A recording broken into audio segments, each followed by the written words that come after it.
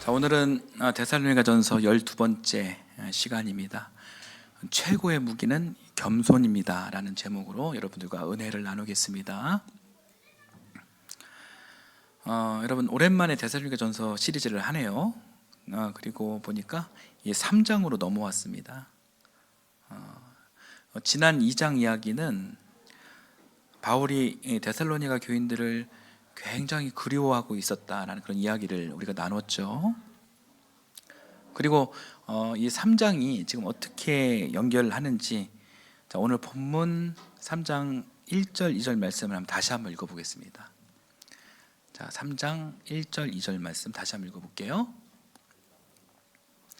그러므로 우리는 참다 못하여 우리만 아테네에 남아있기로 하고 우리의 형제요 그리스도의 복음을 전하는 하나님의 일꾼인 디모데를 여러분에게로 보냈습니다. 그것은 그가 여러분을 굳건하게 하고 여러분의 믿음을 격려하여. 네, 이렇게 나와 있습니다.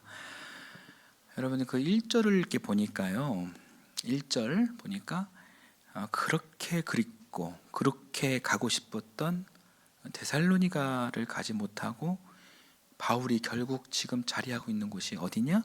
아테네이다, 이렇게 설명을 하고 있어요. 바울이 1차 선교 여행이 주로 이렇게 아시아 지역을 중심으로 그렇게 이루어졌다면 2차 선교 여행은 유럽 마케도니아를 넘어 유럽 전체로 이렇게 복음이 건너가는 그런 여정이었습니다. 바로 그 2차 선교 여행 중에 바울은 이 마케도니아 수도 이 데살로니가에서 변방의 마을 베레아로, 그리고 베레아에서 다시 국경을 넘은 이 그리스 아테네로 이렇게 옮겨가게 됩니다.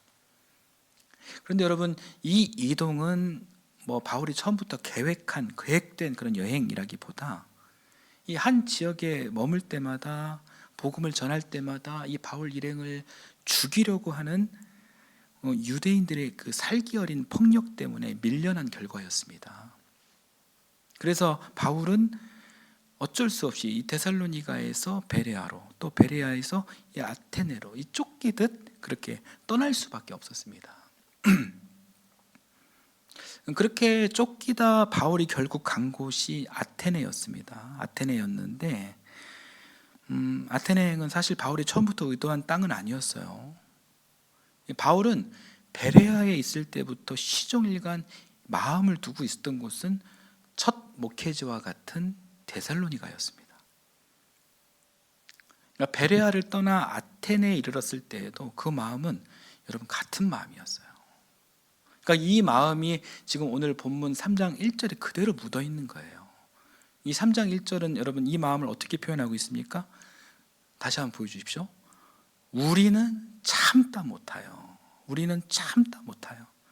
우리만 아테네에 남아있고 2절 디모데를 여러분에게 보냈다. 너무나도 그리워가지고 참다 못해서 그랬다는 것입니다. 이 그리움이 사무쳤다는 거예요. 이 데살로니가 교회 교인들을 향한 여러분 이 바울 사도의 마음이 읽혀지시죠?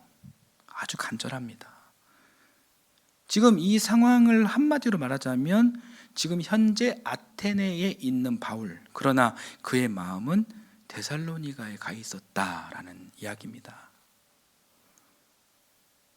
그런데 여러분 사실 이 마음은 쉬운 마음이 아닙니다. 왜 그런지 제가 한번 설명을 한번 드려보겠습니다. 어떤 시골에 사는 사람이 서울에 올라왔어요. 서울에 왔더니 어떻습니까? 서울에 막 이 행정, 교통, 미디어, 음식, 뭐 통신 등 이 엄청난 그런 문화를 체험합니다. 이 엄청난 이 문명의 혜택을 경험하고 그 문명에 감탄을 해요. 이 잠실에 있는 롯데타워가 우리나라에서 제일 높은데 그 높이가 무려 350m가 넘습니다. 그 안에 백화점도 있고 놀이공원도 있고 아쿠아리움도 있고 인류의 이 최첨단 문명이 그 안에 다 있죠. 그 최첨단 문화를 접한 이 사람이 다시 시골에 내려가 가지고 이 재래식 문화를 동경하고 흠모하고 또 그 불편한 문화를 그리워할 확률이 얼마나 될까요? 우리 그 노호연 교수님께서 이 박사학위를 그 뉴욕 대학교에서 받으셨습니다. 이 뉴욕이 여러분 어떤 곳입니까? 이 세계의 자본과 문화와 예술과 이 학문이 몰려 있는, 그러니까 말 그대로 이 현대 문명의 심장 같은 도시 아닙니까? 우리 교수님이 그 도시에 계시면서 고향 예천을 그리워하셨을까요? 물론 이제 순간순간 그리움은 있으셨을 것입니다. 그러나 그 그리움과 다시 돌아가고 싶은 마음, 이 마음은 꼭 같은 것은 아니죠. 우리 교수님의 대답은 식사를 하면서 한번 들어보도록 하고요. 물론 이 사람 냄새가 없고 너무 이 편리 위주인 도시 문명의 이 갑갑함을 느끼면서 이 시골 정서를 그리워할 수 있죠. 뭐 옛날에는 그랬는데, 이런 푸념과 또 함께 이 정서적 환기를 위해서 잠깐 농촌 체험하는 일들은 얼마든지 가능할 수 있지만, 저 휘황찬란한 이 최첨단 건물과 문화를 헛된 것으로 생각하고 다시 사람 냄새, 흙 냄새 나는 그런 시골 문화로, 이 재래식 문화로 이렇게 회귀하는 일이란 이게 결코 쉬운 일이 아닙니다. 그러니까 어찌 보면 지금 바울 사도가 지금 처한 상황이 이와 비슷한 그런 일일 수가 있어요. 바울이 지금 있는 곳이 어디라고 했죠? 아테네입니다. 여러분, 대아테네 도시예요. 당시 아테네가 어떤 도시입니까? 철학, 정치, 문화, 건축, 오늘날 이 뉴욕 맨해튼과 같은 그런 도시입니다. 당시 아테네는 인류 문명이 최고로 발달한 아주 으리으리한 그런 도시입니다. 물론 지금 바울이 동경하고 있는 데살로니가도 작은 도시라고 볼 수 없어요. 당시 데살로니가는 이 마케도니아의 수도였고요. 그리고 아시아와 유럽을 잇는 해상 도시입니다. 그러니까 바울이 2차 여행 때는 이 데살로니가는 마케도니아 땅이었고, 로마 시대에는 로마 땅이었고, 지금은 이 데살로니가는 그리스 땅입니다. 1900년도 초반에 이 그리스도로 편입되면서 데살로니가는 그리스 제2의 도시로 번성했어요.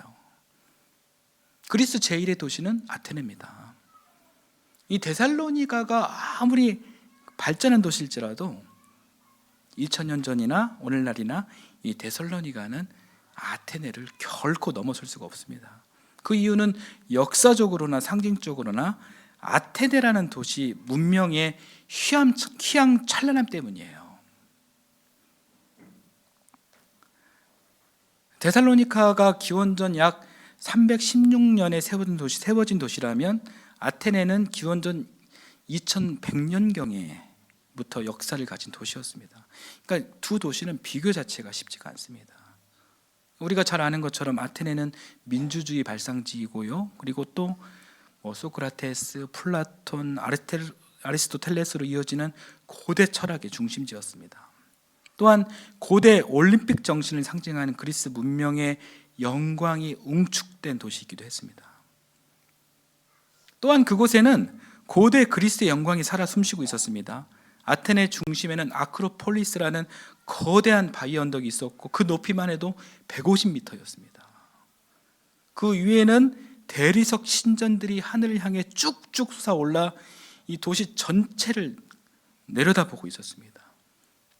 여러분, 그 광경을 처음 본 사람이라면 어떤 누구라도 입이 딱 벌어질 수밖에 없었을 것입니다. 여러분, 그렇다면 이 바울의 마음은 어땠을까요? 이 변방의 중소도시에서 온 바울의 시선과 마음도 어쩌면 그 휘황찬란한 장면을 보고 흔들릴 수 있었을 것입니다. 여러분, 바울은 결코 둔한 사람이 아니었죠. 오히려 매우 뛰어난 지성과 감수성을 가진 사람이었기에 이 아테네의 화려한 건축과 문화, 그리고 그 압도적인 그 문명의 기운은 그의 그 지적 호기심과 마음을 아주 강하게 자극했을 것입니다. 여러분, 아테네는 그런 곳이었어요. 바울도 사람이었기 때문에 그 휘황찬란한 도시를 보며 놀라고 감탄하고 마음이 설렐 수밖에 없었을 것입니다. 이미지 보여주십시오. 그런데 바울은 그 아테네에서 데살로니가 사람들을 그리워하고 있었다라는 거예요. 그는 어떻게든 다시 그들에게 돌아가고 싶었습니다. 그래서 바울은 참다 못하여 이렇게 말합니다. 곧 이 데살로니가 교우들을 보고 싶은 마음을 더 이상 억누를 수가 없었다는 뜻이에요. 그러니까 본래는 자신이 직접 데살로니가로 돌아가기를 원했지만 길이 열리지 않았습니다. 그렇다고 마냥 참고 있을 수는 없었어요. 그래서 자신은 아테네에 남아있고 분신과 같은 사람 디모데를 데살로니가로 보낸 것입니다. 아테네라는 고대 최고의 도시 한복판에서 저 멀리 북쪽으로 560km를 가야 당도할 수 있는 그 여정에 디모데를 보낸 것이죠. 얼마나 그토록 이 데살로니가 교우들이 보고 싶었는지. 여러분, 이 대목에서 이 바울 사도의 이 마음을 살필 수가 있는 것입니다. 여러분, 이 마음은 결코 쉬운 마음이 아니에요. 저를 보여주셔도 됩니다. 도시와 문명은 이 사람을 끄는 아주 강력한 이 중력과 같은 그런 힘을 가지고 있습니다. 이 도시와 문명은 여러분 단순한 돌덩어리나 이 건물들이 아니에요. 살아있는 힘이에요. 서울 사는 사람이 다시 시골로 가는 일이 쉽지가 않습니다. 뉴욕에 살던 사람이 아시아의 어떤 나라로 와서 산다는 것은 결코 여러분 쉬운 일이 아니에요. 그렇듯 이 큰 도시와 문명은 그렇게 사람의 자존감을 만들어내고 사람의 마음을 끄는 굉장히 강력한 그런 힘을 가지고 있는 거예요. 이것은 여러분 단순한 땅덩어리가 아닙니다. 그게 도시의 힘이고 그게 문명의 힘이에요. 당시 철학적으로도 문명적으로도 문화적으로도 또 신화적인 측면에서도 최고로 발전한 아테네에 당도한 바울. 그러나 바울은 그 문화의 놀라움을 금치 못하고 또 충격을 받았을 수 있겠지만 아테네가 뿜어내는 기운 속에 매몰되지 않았다는 것입니다. 오히려 바울은 그 화려함에 압도되거나 매혹된 것이 아니라 그 문명이 품고 있는 명확한 한계와 공허함도 함께 보았다는 거예요.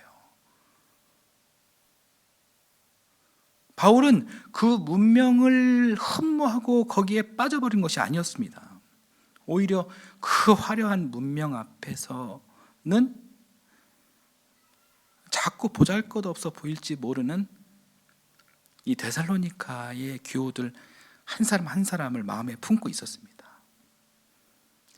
이 교우들은 지금 그리스도인이 되면서 많은 핍박을 받고 있을 텐데 잘 견디고 있을까? 먹고 사는 문제가 쉽지 않을 텐데 끼니는 거르고 있지는 않을까? 우리 어린이들은 잘 크고 있을까? 많은 환난과 고난 속에서도 제발 믿음을 지켜내야 되는데 믿음을 지켜내고 있을까? 여러분, 이렇게 참으로 안타까워하며 그리워하고 있었다는 것입니다. 여러분, 우리가 주목해야 할 것이 바로 이것입니다. 여기에 엄청난 기독교 신앙의 핵심이 있는 거예요. 제가 오늘 본문 두 구절에 걸친 이 짧은 글을 굉장히 장황한 이야기로 설명드렸지만 여러분, 이 말씀 속에, 이 짧은 말씀에서 이 바울의 아주 따뜻한 마음과 또한 이 대사도, 이 바울 사도의 이런 고백이 있는 거예요. 신앙 고백이 있는 거예요. 여러분께서 그것을 발견하셨으면 좋겠습니다.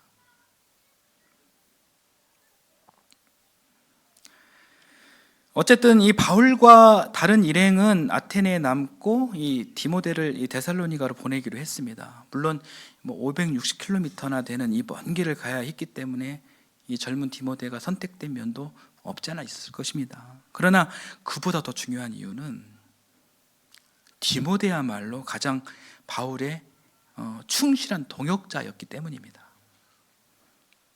디모데는 바울의 특사와 같은 사람이에요. 여러분, 외교 관계에서 특사를 여러분 어떻게 대우합니까? 만약에 이게 대통령의 특사라면 여러분 그 특사는 대통령을 대신하여 온 사람으로 이렇게 받아들여지죠.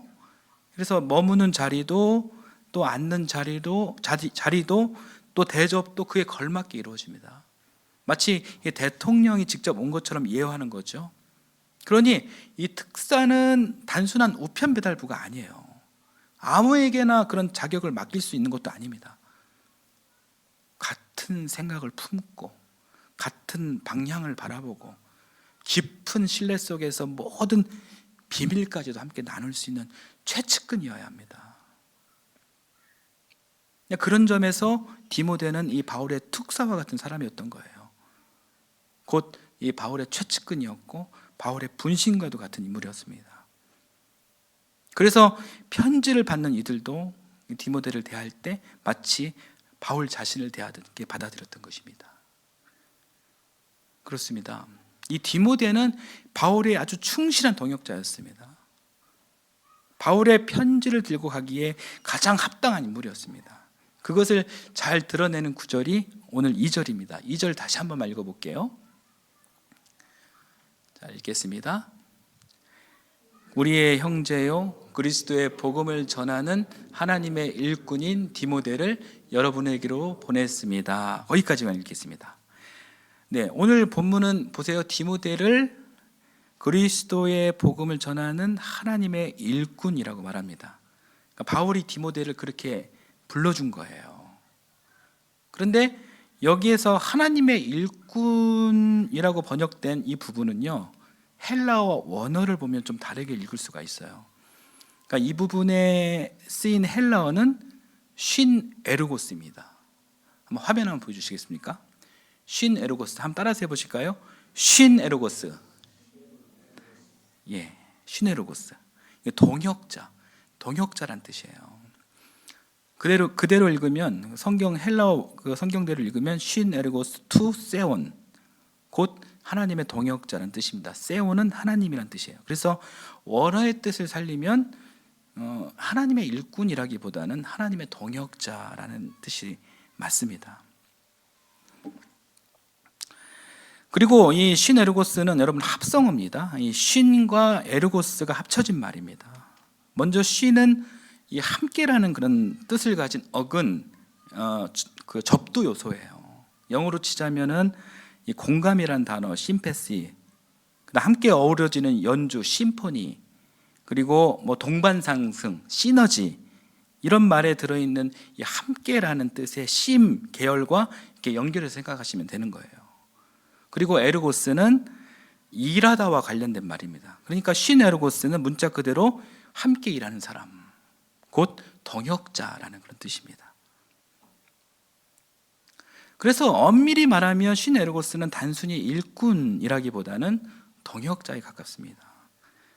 여러분, 일꾼과 동역자 두 단어에는 어감의 차이가 좀 크죠. 그러니까 일꾼이라고 하면 이 맡겨진 일을 수행하거나 밑에서 돕는 쪽에 어감이 더 이렇게 더 실릴 수 있지만, 이 동역자라고 하면은 이 수평적 관계에서 같은 방향과 같은 마음으로 같은 일을 함께 감당하는 사람이라는 그런 어감이 더 살아 있죠. 물론 이 바울은 서신 곳곳에서 자기 자신을 종이라고 소개합니다. 로마서 1장 1절에서는 그리스도 예수의 종으로 자기를 소개했고, 또 고린도전서 9장 19절에서는 스스로 모든 사람의 종이 되었다, 이렇게 이야기합니다. 그러니까 이 바울에게서 종의식이 없었던 것은 아닙니다.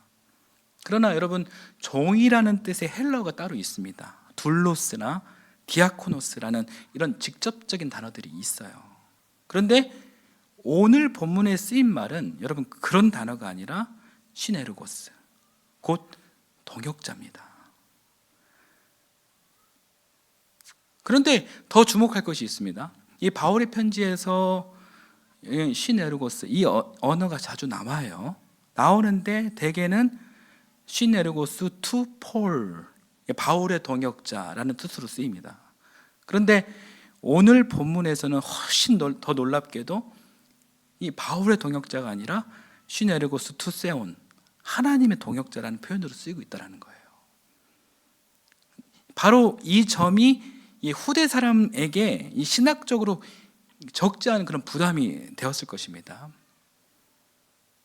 인간에게, 그것도 한 사역자에게, 그것도 바울이 아닌 디모데에게 이 하나님의 동역자라는 그런 표현을 붙이는 것이 맞나? 굉장히 조심스러웠을 것이고, 그래서 후대 연구자들과 필사자들도 이 부분을 두고 충분히 고민했을 것입니다. 그러니까 그 고민의 흐름 속에서 이 표현을 조금 더 완화해서 이해하려는 그런 전통이 생겨났고, 그래서 오늘 우리 한글 성경도 이 부분을, 시네르고스 이 부분을 하나님의 일꾼으로 그렇게 번역하게 된 것입니다. 새 번역도 그랬고, 그 다음에 개역개정도 하나님의 일꾼으로 번역했습니다. 이쯤 되면 여러분, 왜 이런 신학적 논쟁과 역사적 배경이 생겼는지 어느 정도 좀 이해가 되실 것입니다. 그러나 오늘 제가 이제 드리고 싶은 이야기는 그 논쟁, 신학적인 논쟁 자체를 길게 따라가기보다 원어를 한번 살려보고 싶은 거예요. 이 원어가 살려주는 바울의 마음에 더 귀를 한번 기울여 보고 싶습니다. 바울은 자기 자신에 대해서는 얼마든지 종이라고 말하면서도 디모데는 시네르고스 투 세온, 하나님의 동역자로 이렇게 엄청나게 높여 부른 거예요. 저는 바로 이 대목에서 이 바울의 이 겸손과 그리고 그의 사랑의 깊이를 여러분 보고 싶어요. 자기 자신은 종이라고 훨씬 낮추고 함께 사역하는 이 아들과 같은 이 젊은 디모데는 하나님의 동역자로 이렇게 높여 세워주는 것. 바로 그 마음이 여러분 오늘 본문에 담겨 있는 거예요. 이 바울과 디모데를 객관적으로 비교하면 이 사역의 경륜과 무게감에서 이 디모데가 바울을 절대로 따라갈 수가 없죠. 바울이 비교할 수 없을 만큼 훨씬 큰 인물입니다. 여기에 대해서 반박할 수 있는 사람이 아무도 없습니다.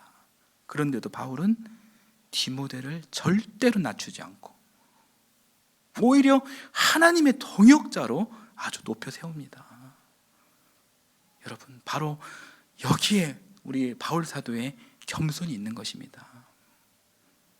여러분, 이 겸손이 오늘 우리들 가슴에 와 닿아야 하는 것입니다. 오늘 설교를 정리하겠습니다. 이미지 좀 보여주십시오. 여러분, 저는 오늘 이 겸손을 막연한 미덕으로 말하고 싶지 않습니다. 오늘 본문을 붙들고 보니까 이 참된 겸손은 세 개의 기둥으로 서 있는 집과 같습니다. 저는 이 바울의 겸손이 바로 그런 구조였다라고 생각합니다. 첫째는 자발적 낮아짐이에요. 겸손은 힘이 없어서 물러나는 것이 아닙니다. 얼마든지 더 높아질 수 있고 얼마든지 더 가질 수 있고 얼마든지 더 드러날 수 있는데 하나님 앞에서 스스로 멈추는 거예요. 바울 사도가 그랬습니다. 작아지는 흉내가 아니라 의도적으로 자신을 낮추는 것입니다. 바울에게 이 첫 번째 기둥이 있었습니다. 둘째는 공간의 비움이에요. 참된 겸손은 단지 낮아지는 데서 끝나지 않고 내 안을 비워내는 데까지 갑니다. 내 자랑, 내 지식, 내 경험, 내 욕심, 내 체면, 내 이름을 비워내는 거예요. 왜 비웁니까? 비우지 않으면 다른 사람이 내 안에 들어올 틈이 없어요. 비우는 이유는 비워서 생긴 그 공간에, 그 빈자리에 다른 사람의 삶이 들어오게 하는 거예요. 바울은 아테네의 화려함으로 자신의 마음을 채우지 않았습니다. 비웠습니다. 그 빈자리에 소박하고 진실한 소중한 사람들, 데살로니가 교인들의 형편이 들어왔습니다. 여러분, 이것이 비운 사람의 마음입니다. 세 번째는 타인의 높임입니다. 겸손은 나는 낮아졌습니다 에서 끝나지 않아요. 내가 낮아진 그 자리에서 다른 사람을 세워주는 데까지 가야 합니다. 바울은 자기 자신에 대해서는 종이라고 말하면서도 디모데는 하나님의 동역자다, 그렇게 높여 세웁니다. 자기는 낮추고 다른 사람은 높여 세워주는 것, 여러분, 이것이 참된 겸손입니다. 그러므로 여러분, 참된 겸손은 이 세 가지가 함께 갑니다. 자발적으로 낮아지고, 내 안에 자리를 비우고, 그 빈자리에 다른 사람을 세워주는 것. 저는 이것이 바울의 겸손의 3단 구조다라고 생각합니다. 사랑하는 여러분, 겸손이 바울을 지탱하는 힘이었고 복음을 멀리까지 흘려보내는 힘이었습니다. 그 겸손함이 있었기에 오늘날 우리에게까지 복음이 전해진 것입니다. 그리고 그 겸손이 있을 때 여러분, 교회가 살아납니다. 사람을 살리는 교회가 됩니다. 오늘은 우리 교회가 창립 2주년을 맞는 주일입니다. 지난 2년을 돌아보면 여기까지 온 것은 결코 여러분 우리의 힘이 아닙니다. 하나님께서 부족한 목사와 그리고 우리를 붙드시고 예배를 지키게 하시고 또 사람을 보내시고 이렇게 공동체를 세우시고 여기까지 인도해 주셨기 때문에 오늘 있는 것입니다. 그러므로 앞으로도 우리 교회가 붙들어야 할 최고의 무기는 어떤 크기나 화려함이 아니라 겸손입니다. 그러므로 사랑하는 여러분, 이제 3주년을 향해 나아가는 우리 교회는 사람 위에 서는 교회가 아니라 사람을 세우는 교회가 되어야 합니다. 겉모습을 자랑하는 교회가 아니라 복음 때문에 자신을 낮출 줄 아는 그런 교회가 되어야 합니다. 누가 더 크냐를 따지는 공동체가 아니라 서로를 더 잘 섬기고 더 잘 세워주는 일을 기뻐하는 공동체가 되어야 합니다. 바울이 디모데를 높여 세웠던 것처럼 우리도 서로를 세워주고, 바울이 데살로니가 성도 한 사람 한 사람을 그리워했던 것처럼 우리도 사람을 귀하게 여겨야 합니다. 사랑하는 여러분, 교회의 진짜 힘은 크게 있지 않습니다. 화려함에 있지 않습니다. 교회의 진짜 힘은 겸손에 있습니다. 겸손한 교회만이 오래갑니다. 겸손한 교회만이 사람을 살립니다. 겸손한 교회만이 하나님께 크게 쓰임받습니다. 겸손한 교회만이 교회가 교회다워질 수 있습니다. 창립 2주년을 맞는 우리 교회가 바로 그런 교회가 되기를 예수님의 이름으로 축원합니다. 아멘.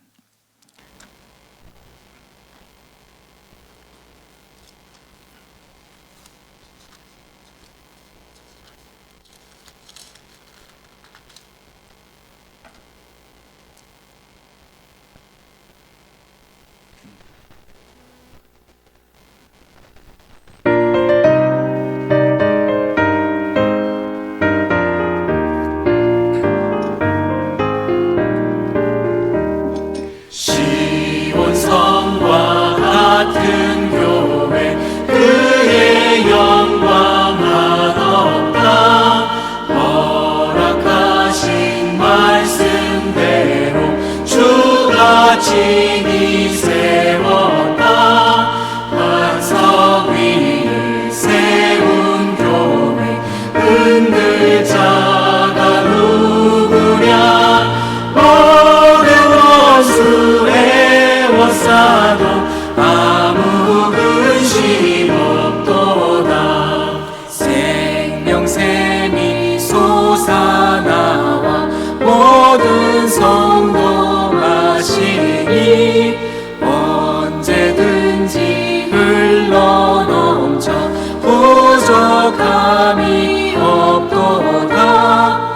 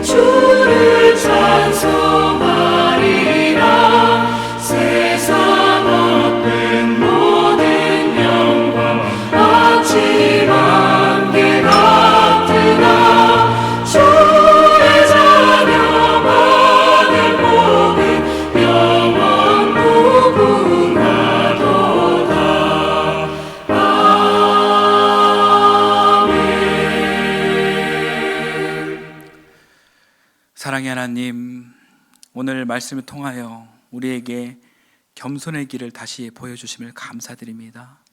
바울이 아테네의 화려함보다 데살로니가 성도 한 사람 한 사람을 더 귀하게 여겼던 것처럼 우리도 세상의 크기와 화려함에 마음을 빼앗기지 않고 하나님께서 맡기신 사람들을 더 귀히 여기게 하옵소서. 하나님, 우리 안에 높아지고 싶어하는 마음, 드러나고 싶어하는 마음, 인정받고 싶어하는 마음이 있다면 말씀 앞에서 내려놓게 하옵소서. 우리 자신을 낮추고 우리 안을 비우고 그 빈자리에 다른 사람을 품고 세워주는 참된 겸손을 허락하여 주옵소서. 바울이 자신을 낮추고 디모데를 높여 세웠던 것처럼 우리도 서로를 세워주는 공동체가 되게 하옵소서. 주여, 창립 2주년을 맞는 우리 교회를 붙들어 주옵소서. 지난 2년을 여기까지 인도하여 주신 주님의 은혜에 감사드립니다. 앞으로도 우리 교회가 크기와 화려함을 쫓는 교회가 아니라 사람을 세우고 사람을 살리는 그런 겸손한 교회가 되게 하옵소서. 겸손한 교회만이 오래가고 겸손한 교회만이 하나님께 쓰임 받는다는 말씀을 늘 붙들게 하옵소서. 이 시간 주님의 은혜를 기억하며 귀한 예물을 바칩니다. 11조를 믿음으로 바치는 손길을 축복하여 주옵소서. 때에 따라 감사하여 드리는 손길을 축복하여 주옵소서. 빈손으로 오지 않고 귀한 예물을 바치는 주님의 이 손길을 거룩히 여겨 주옵시고 축복하여 주옵소서. 늘 감사드리며 예수님의 이름으로 기도드립니다. 아멘.